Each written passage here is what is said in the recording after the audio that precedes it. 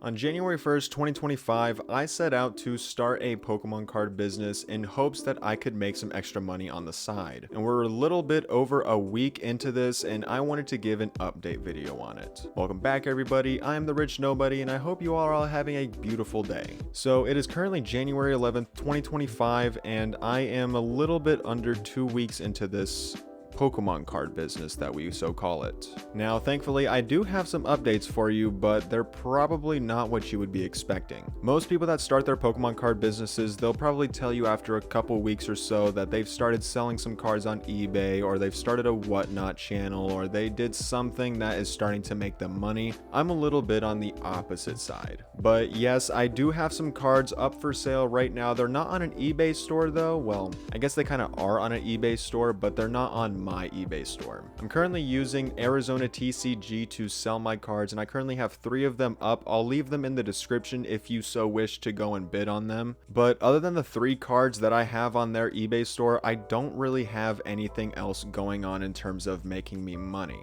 You see, one of the big parts of making a business is the fact that you have to have some capital to start out with, and I kind of made the sore mistake of not having a whole lot of capital to start out with, and in fact, I'm kind of entering this business with a lot of debt. But when January 1st came around, I knew I wanted to start this channel and this content creation journey, so I went ahead and started it.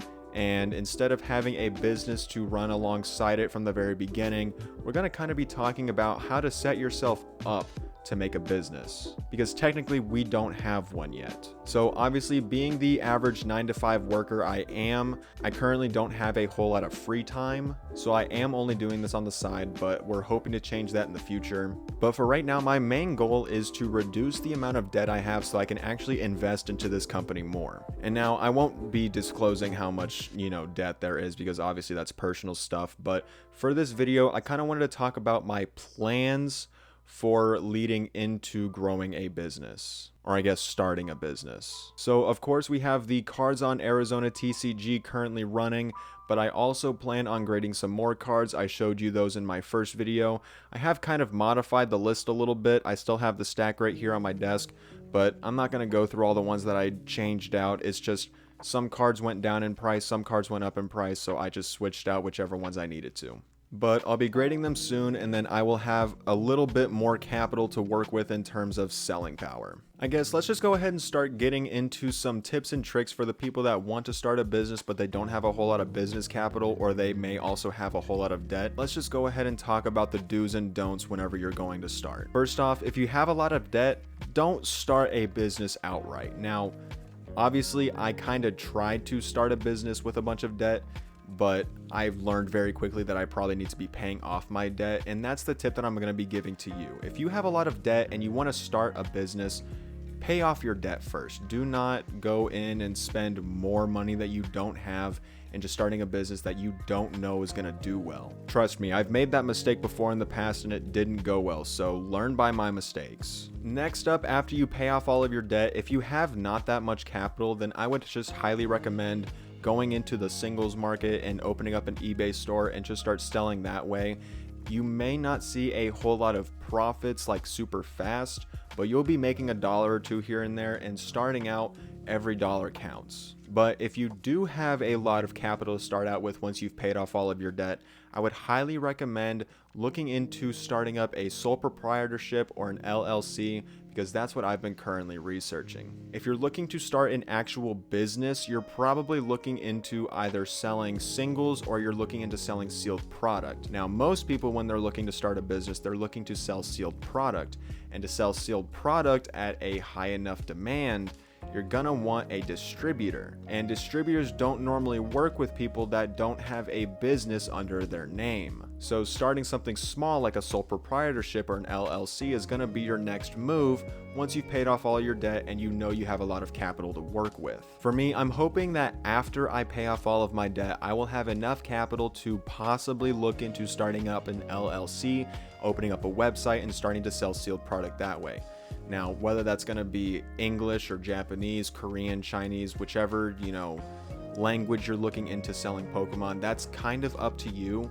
but obviously the big two are the Japanese and English cards. If you have enough capital to start a business like a sole proprietorship or an LLC, but you don't have a ton of capital, like you have enough to start the business, but you don't really have enough to start the business, I would recommend looking into the Japanese card market. That's kind of how Pokémon started out. He didn't have a ton of capital. He had enough capital, but not a ton of capital. So we just started selling, I think it was single cards at first, but then he moved into the Japanese sealed market because Japanese cards are a lot cheaper than English cards. Now, if you're not looking into getting into the sealed market, then you're probably looking into the singles market. And now that is where your path is probably going to change a little bit. A lot of people that want to go into the singles market will either just start an eBay store that's super simple, or they'll start a whatnot account. That kind of stuff varies, but the most popular that people start out with wanting to sell singles is going to be an eBay store. But I would also highly recommend looking into your local card shows in your area and starting to sort of make yourself a vendor at those areas. Not only are you going to be communicating with the community there, but you're also going to be networking with other vendors, and you're just going to have more eyes overall. Now, for me, as much as I would want to just go ahead and start up a sole proprietorship or an LLC after I pay off all of my debt, I might not be able to do that right away, so I might want to start out with this singles market. Now, I have been looking into starting up a whatnot account, so if you do see some announcements from me here on my social media or in my YouTube community posts, you'll know by then, but I still haven't decided on that yet. But the singles market is a lot easier to get into than the sealed market, especially with the big boom in the Pokemon community right now. It's going to be really hard to get a distributor because there's a lot of people trying to contact all the distributors you could possibly find all at once. Now, I do want to talk about investing a little bit in this video, so we'll go ahead and switch to that for a little bit. As much as I want to start a business right away, I do want to also look into investing into some sealed product, just as some capital that I can put aside that I know will grow over time. I know a lot of people don't like to use the word investor in this community as of right now because there's a lot of hate going towards investors being called scalpers and whatever, but it's a completely different thing. I'm not going to get into it right now. But once I do get my debt paid off, I do want to go ahead and get into some of the sealed market just to hold as an investment, because I feel like having some sort of capital that I can have aside knowing that it will grow over time would be pretty smart, especially since a lot of these Scarlet and Violet sets right now are currently rising, and I do feel like they'll probably double over price, at least for some of them, over the next year or so. So I think getting into them now might be a smart play. Now, of course, that's not investment advice, but I'm just telling you what I'm going to be doing here soon. But yeah, over the next couple of months, I'm just going to be paying off my debt. And then once I get that done, I'll probably start getting into the singles market, and then I'll look into some sealed product that I can invest in. But other than that, it's going to be really slow going.